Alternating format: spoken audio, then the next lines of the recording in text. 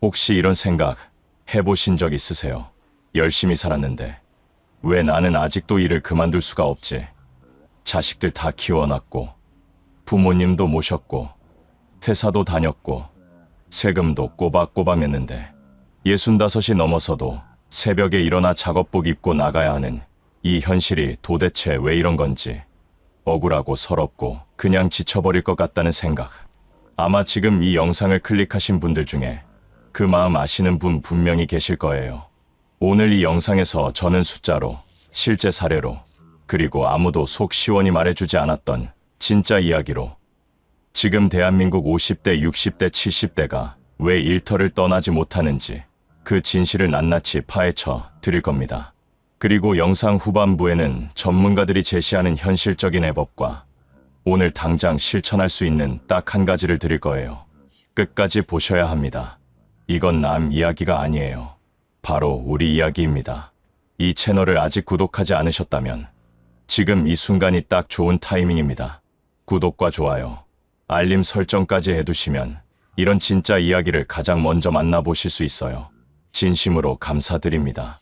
우리가 평생 일하고도 노후가 불안한 진짜 이유, 그리고 지금 당장 해야 할 일. 여러분, 혹시 새벽에 홀로 눈을 떴을 때 알 수 없는 불안감에 가슴이 답답해진 적 없으십니까? 평생을 정말 뼈 빠지게 단 하루도 마음 편히 쉬지 못하고 앞만 보고 달려왔는데 막상 늙어가는 내 모습을 거울로 볼 때, 그리고 스마트폰 뱅킹 앱을 열어 얼마 남지 않은 통장 잔고를 확인할 때 가슴이 철렁 내려앉는 그 느낌 말입니다. 이달에 또 카드 결제일이 다가오고 어쩔 수 없이 카드론 돌려막기를 해야만 겨우 넘어갈 수 있다는 그 비참한 느낌. 도대체 내가 뭘 잘못 살았길래 내 노후가 이렇게 된 걸까? 이게 정말 내가 꿈꾸던 60대, 70대의 삶이 맞나 싶은 그 먹먹한 감정 말입니다. 오늘 저는 여러분과 아주 솔직하고 뼈아픈, 하지만 우리 세대라면 반드시 알아야만 하는 진짜 현실에 대해 이야기해보려 합니다. 지금부터 제가 드리는 말씀은 단순히 위로를 건네자는 뻔한 소리가 아닙니다. 왜 우리가 이렇게 억울한 상황에 놓이게 되었는지, 이게 결코 여러분 개개인이 게으르거나 무능해서 벌어진 일이 아니라는 것을 통계와 현실을 통해 명백히 밝혀드리고자 합니다. 그리고 무엇보다 당장 내일부터, 아니 지금 이 순간부터 내 생존을 위해 무엇을 어떻게 바꿔나가야 하는지 아주 구체적이고 현실적인 해법까지 전부 쏟아내겠습니다. 이 영상 절대로 중간에 끄지 마십시오. 여러분의 남은 20년, 30년의 노후가 걸린 이야기입니다. 마처 세대라는 말을 들어보신 적 있으십니까? 저도 이 단어를 처음 접했을 때 망치로 머리를 한 대 세게 맞은 것처럼 가슴이 턱 막히고 눈시울이 붉어졌습니다. 부모를 부양하는 마지막 세대이면서 동시에 자식에게는 부양받지 못하는 처음 세대, 그 앞 글자를 따서 마처 세대라고 부릅니다. 그 단어 하나에 우리 50대, 60대 분들의 억울하고 고단한 삶의 무게가 고스란히 담겨 있지 않습니까? 평생을 그저 부모님께 효도하는 것을 자식된 당연한 도리라 여기며 묵묵히 헌신했습니다. 부모님 병원비, 요양원비 대느라 허리가 휘었고, 동시에 내 자식들만큼은 나처럼 고생 안 시키겠다고 대학 보내고 학원 보내고 취직할 때까지 내 영혼과 뼈를 깎아 모든 것을 쥐어짜 올인했습니다. 그런데 정작 내가 은퇴할 나이가 되고 여기저기 몸이 아파오기 시작하는 지금, 나를 챙겨줄 사람은 내 곁에 아무도 없다는 잔혹한 현실과 마주하게 된 것입니다. 솔직히 너무 억울하지 않으십니까? 길 한복판에서 억울하다고 소리라도 펑펑 치고 싶은 심정인데 세상은 우리에게 침묵만을 강요합니다. 요즘 세상에 다들 그렇게 살아. 내 노후 준비를 못한 건 내가 평소에 재테크를 못한 탓이라며 오히려 우리를 비난하는 분위기입니다. 하지만 여러분, 제발 자책하지 마십시오. 평생을 기계처럼, 소처럼 일만 한 우리가 지금 통장 잔고를 보며 덜덜 떨어야 하는 이 상황은 결코 여러분 개인의 잘못이 아닙니다. 이 기형적인 사회 구조가 윗세대와 아랫세대의 짐을 동시에 떠안아야 했던 시대의 비극이 우리를 벼랑 끝으로 몰아넣은 것입니다. 지금 대한민국의 현실이 얼마나 가혹한지 정확한 숫자로 보여드리겠습니다. 우리나라 65세에서 69세 사이 어르신들의 고용률이 무려 57%입니다. 이게 무슨 뜻인지 아십니까? 은퇴를 하고 손주들 재롱이나 보며 편히 쉬어야 할 나이에 10명 중 거의 6명이 여전히 매일 아침 무거운 몸을 이끌고 생계를 위해 일터로 나가고 있다는 뜻입니다. OECD 국가들의 평균 고용률이 26%입니다. 우리가 딱 2배가 넘습니다. 지표상으로는 일본과 공동 1위라고는 하지만 튼튼한 연금 인프라나 사회적 복지 혜택을 고려하면 사실상 대한민국이 전 세계에서 가장 혹독하고 잔인한 황혼 노동 국가라고 봐도 무방합니다. 왜 이렇게 됐을까요? 우리 세대가 유독 워커홀릭이라서 죽을 때까지 일하는 게 너무 즐겁고 행복해서 70이 다 된 나이에도 뼈 빠지게 일하고 있는 겁니까? 아닙니다. 당장 생존해야 하니까요. 일을 멈추는 그 순간 당장 내일 먹을 쌀을 살 돈이 없고 고혈압 당뇨약을 탈 돈이 없고 밀린 공과금과 건강보험료를 낼 수 없기 때문입니다. 평생을 이 나라의 경제 성장을 위해 톱니바퀴처럼 일했는데 노후에 단 며칠이라도 마음 편히 쉴 권리조차 박탈당한 채 또다시 열악한 일터로 내몰리는 이 현실. 여러분, 이건 남 얘기가 아닙니다. 바로 나와 내 친구, 내 이웃의 생생한 이야기입니다. 제가 아는 60대 초반 김씨 아저씨의 사례를 말씀드려 보겠습니다. 이분은 30년 넘게 작은 중소기업에서 정말 성실하게 하루도 결근 없이 묵묵히 일하셨습니다. 그러다 50대 후반에 회사가 어려워지면서 반강제로 명예퇴직을 당하셨죠. 손에 쥔 퇴직금을 보며 처음엔 남들처럼 작은 치킨집이나 동네 카페라도 차려볼까 고민했다고 하십니다. 하지만 그럴 수 없었습니다. 80이 넘으신 어머니가 덜컥 치매 판정을 받으셨기 때문입니다. 요양원 비용으로 처음에는 매달 150만 원에서 200만 원씩 꼬박꼬박 돈이 빠져나갔습니다. 몇 달 뒤에는 80만 원씩 숨가쁘게 빠져나갔습니다. 어머니가 그렇게 3년을 더 사시다 돌아가셨는데 정신을 차리고 보니 평생 모은 퇴직금의 절반 이상이 허공으로 날아가 버린 후였습니다. 그럼 자식들은 부모를 좀 도울까요? 30살 된 아들은 끝없는 취업난에 번번이 서류에서 떨어져 방문을 걸어 잠근 채 집에서 백수로 지내고 있고, 딸은 결혼은 했지만 치솟는 전세금, 대출 이자를 갚느라 허덕이며 오히려 친정의 손을 벌리기 일쑤입니다. 부모를 도울 형편이 전혀 못 되는 겁니다. 결국 김씨 아저씨는 60이 넘은 나이에 아파트 경비, 편의점 야간 알바, 주차장 관리직을 전전하며 30 넘은 아들의 밥값과 본인 내외의 생활비, 그리고 밀린 대출 이자를 벌고 계십니다. 여기서 정말 무서운 건 이 김씨 아저씨의 사례가 아주 특별하거나 재수가 없어서 겪는 비극이 아니라는 사실입니다. 우리 50, 60세대가 짊어진 구조적인 부양의 늪이 이렇게나 무섭습니다. 부모 요양비 대고 자식 취업과 결혼 뒷바라지 하느라 내 노후를 준비해야 할 마지막 골든타임을 통째로 빼앗겨버린 것입니다. 자, 가장 끔찍하고 무서운 이야기는 지금부터입니다. 여러분, 혹시 이번 달에도 카드론을 쓰셨습니까? 금융감독원 자료를 보면 올해 초 기준으로 전업 카드사들의 카드론 잔액 중 50대가 차지하는 비중이 34.6%, 60대 이상이 차지하는 비중이 27%에 달합니다. 이 둘을 합치면 무려 60%가 훌쩍 넘습니다.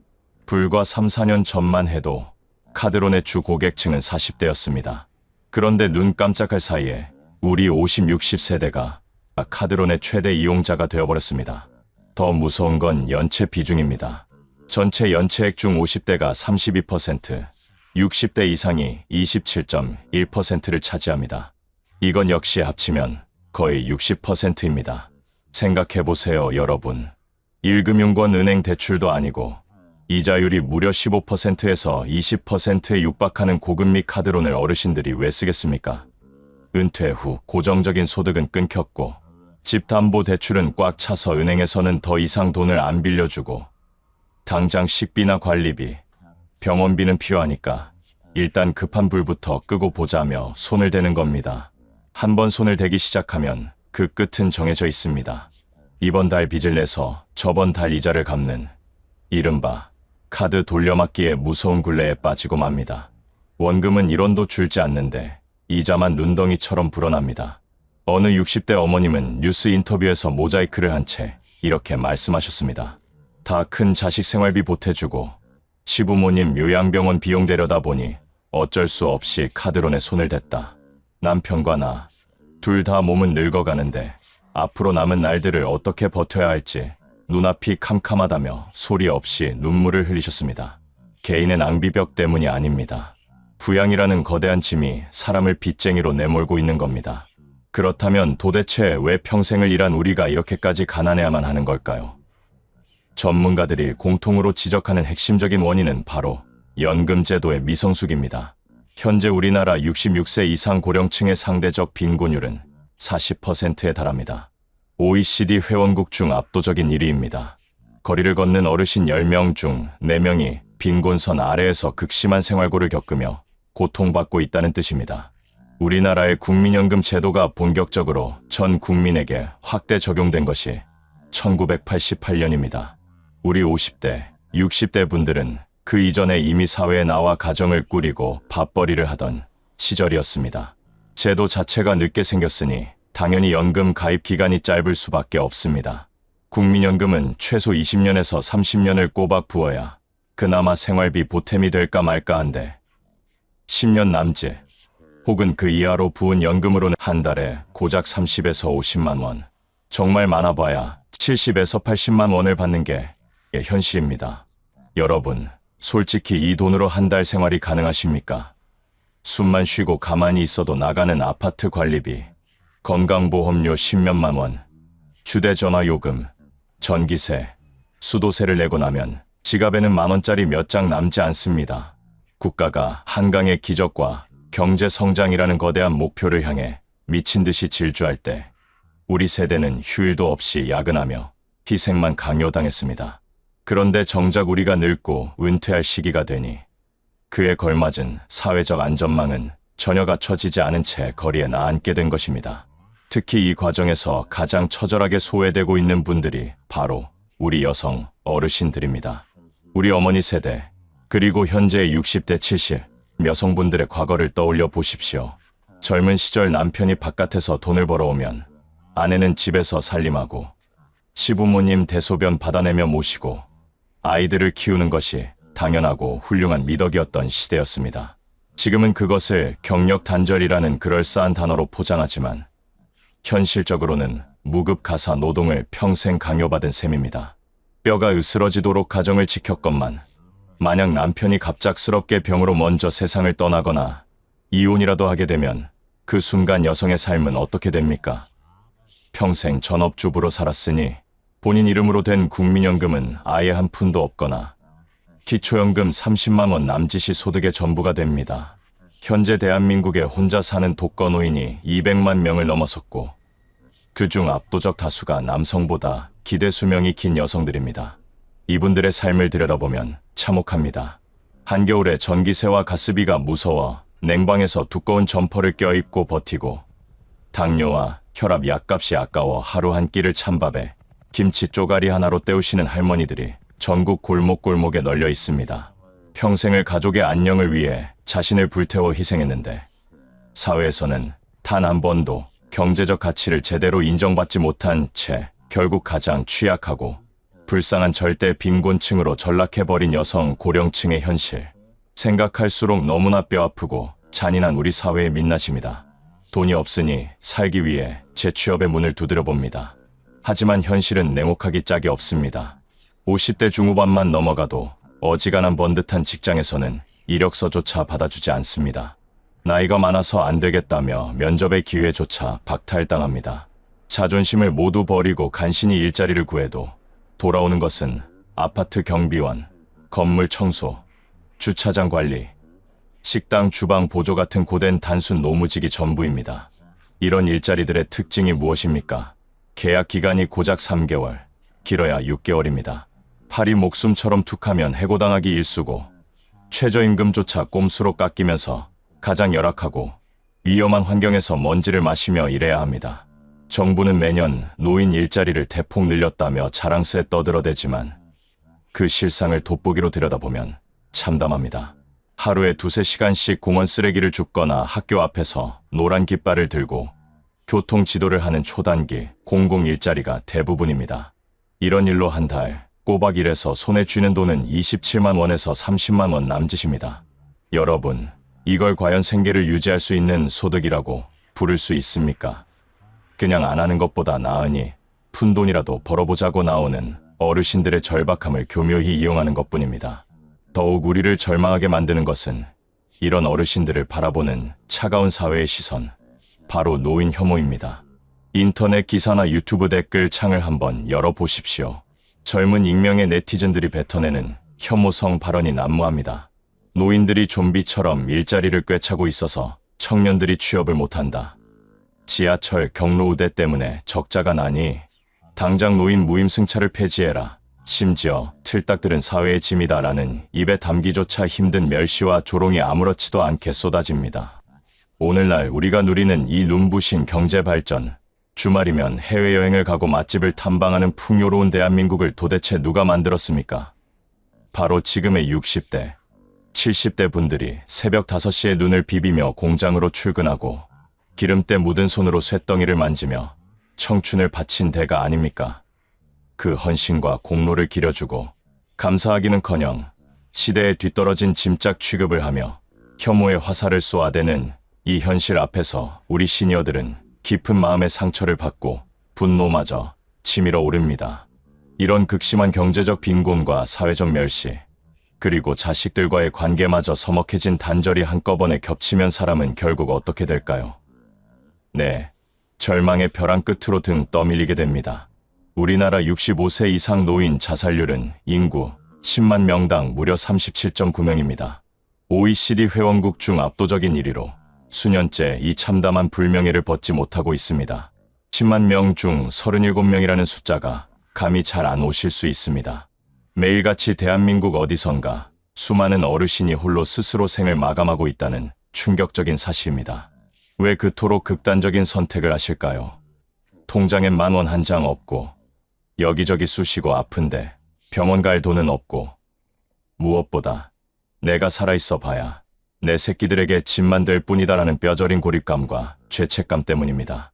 철저히 혼자 남겨진 방 안에서 내가 죽어야만 이 지독한 고통의 굴레가 끝난다고 체념하시는 겁니다. 여러분, 혹시라도 지금 이 영상을 보시며 마음속 깊은 곳에서 알 수 없는 절망감과 우울함을 느끼시는 분이 계시다면 제가 두 손 모아 간곡히 부탁드립니다. 절대 여러분의 잘못이 아닙니다. 당신이 약해서, 당신이 못나서 이런 고통을 겪는 게 아닙니다. 이 지독하게 이기적인 사회 구조와 연금 제도의 결함이 우리 세대를 힘들게 만든 것입니다. 절대 혼자 속으로 사기고 앓지 마십시오. 누군가에게 말하는 것만으로도 살 길이 열립니다. 수문의 시간 언제든 열려있는 자살예방상담 전화 109번. 지금 당장 기억해 두시고 마음이 무너질 때 무조건 전화하십시오. 생면부지의 남이라도 여러분의 이야기를 들어주고 반드시 도움의 손길을 뻗어줄 것입니다. 당신이 살아온 60년, 70년의 삶은 그 자체로 충분히 눈부시고 가치 있습니다. 자, 분노하고 슬퍼하기만 해서는 아무것도 바뀌지 않습니다. 억울함은 가슴 깊이 새겨두되 이제 우리는 생존을 위해, 내 남은 인생을 온전히 지키기 위해 지금 당장 아주 현실적인 살기를 찾아야 합니다. 아무도 제대로 알려주지 않는 현실 해법 첫 번째, 바로 일자리와 AI 인공지능의 결합입니다. 내일 모레가 칠순인데 눈도 침침한 내 나이에 무슨 놈의 인공지능이고 디지털을 새로 배우라는 거냐라며 손살에 치지 마십시오. 요즘 은퇴 후 재취업 시장에서 면접관들의 눈길을 사로잡고 가장 강력한 경쟁력을 갖는 시니어는 과거 30년의 현장 경험에 스마트폰과 디지털 기기를 아주 조금 다룰 줄 아는 분들입니다. 대단한 컴퓨터 프로그래머가 되라는 뜻이 아닙니다. 챗GPT 같은 AI 앱을 스마트폰에 깔아놓고 말로 질문해서 원하는 정보를 빠르게 찾을 줄 아는 정도. 엑셀이나 문서 작업에 AI의 도움을 받아 업무 속도를 조금 높이는 정도면 충분합니다. 60대 경비원이나 시설관리직 면접을 볼 때 나는 스마트폰 앱으로 근무 일지도 작성할 줄 알고 문제 생기면 AI로 검색해 매뉴얼도 찾을 수 있다고 말하는 어르신과 나는 기계는 하나도 모른다고 하는 분 중 누구를 뽑겠습니까? 그럼 그 어려운 걸 대체 어디서 배우느냐? 정부에서 다 지원해주는 제도가 있습니다. 바로 내일 배움 카드입니다. 이 카드의 존재조차 모르시는 시니어 분들이 태반입니다. 50대, 60대도 당연히 발급받을 수 있고 직업훈련 비용의 최대 80%, 많게는 수백만 원을 국비로 지원받을 수 있습니다. 거주지 인근의 컴퓨터 학원에 가서 스마트폰 활용법, 기초 AI 활용법을 배울 수도 있고 바리스타, 도배, 요양보호사, 심리상담사 등 재취업에 직결되는 기술을 배울 수도 있습니다.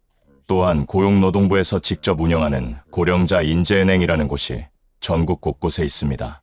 50세 이상 시니어들에게만 특화된 일자리를 발굴해주고 취업 상담부터 이력서 쓰는 법까지 전부 무료로 도와줍니다. 몰라서 평생 손해보고 사는 정부 지원 제도가 우리 주변에 널려 있습니다. 당장 내일 아침 스마트폰을 열어 내일 배움 카드를 검색하시고 근처 고령자 인재은행에 전화를 걸어보십시오. 내 의지로 문을 두드리는 그 작은 행동 하나가 무너져가는 내 노후를 멱살 잡고 일으켜 세워줄 것입니다. 두 번째 해법입니다. 어쩌면 오늘 드리는 말씀 중 여러분의 마음을 가장 불편하게 만들, 하지만 절대적으로 실천해야만 하는 뼈아픈 결단입니다. 바로 자식과의 재정적 거리두기입니다.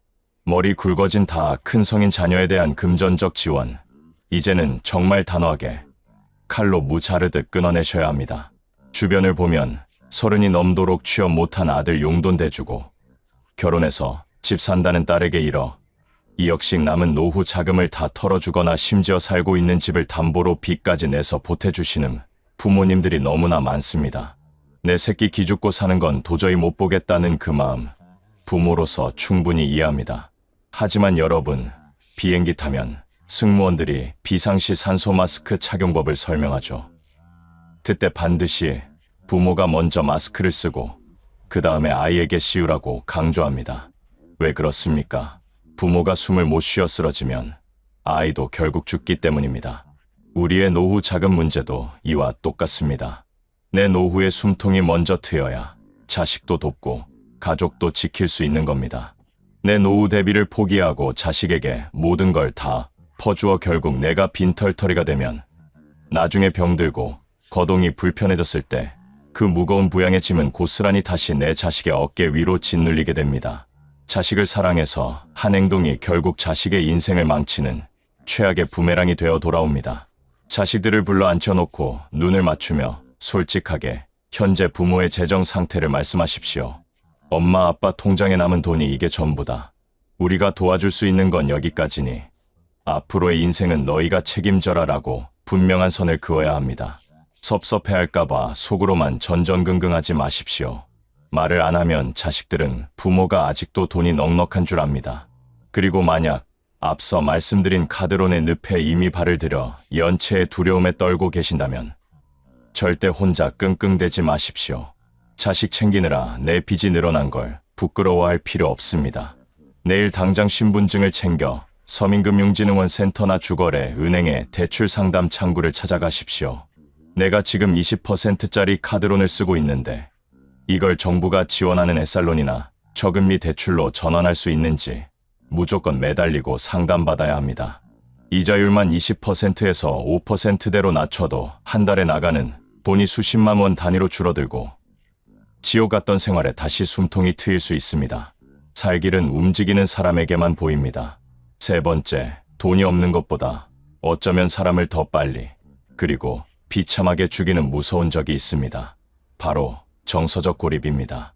직장을 다닐 때는 좋든 싫든 사람들과 부대끼고 밥도 먹고 대화를 나눴지만 퇴직하고 현업에서 물러나는 순간 수십 년 맺어온 인간관계의 90%가 순식간에 증발해버립니다.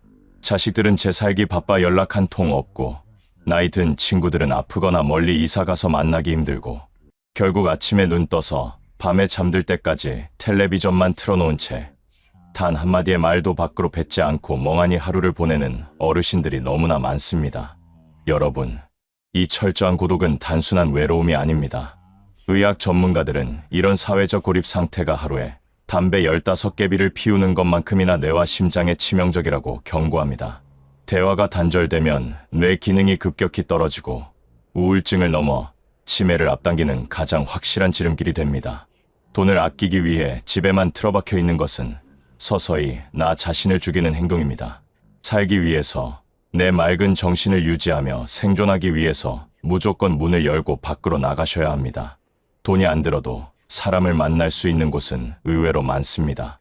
동네 노인복지관, 가까운 도서관, 주민센터의 무료 문화 프로그램에 등록하고 뻔질나게 드나드십시오. 요즘은 스마트폰, 카카오톡, 오픈 채팅방이나 네이버 밴드에만 들어가도 거주지 주변의 50, 60, 70 연령대에 맞춘 등산 모임, 걷기 모임, 독서 모임이 수십 개씩 쏟아집니다. 일주일에 한두 번이라도 이런 곳에 나가 처음 보는 사람들과 인사를 나누고 공통의 관심사로 떠들고 크게 소리내어 웃으십시오. 그 사람들과 맺는 얕지만 꾸준한 관계망이 비싼 요양병원이나 수십만 원짜리 수입 영양제보다 여러분의 생명과 정신건강을 지켜주는 진짜 득효 보약입니다.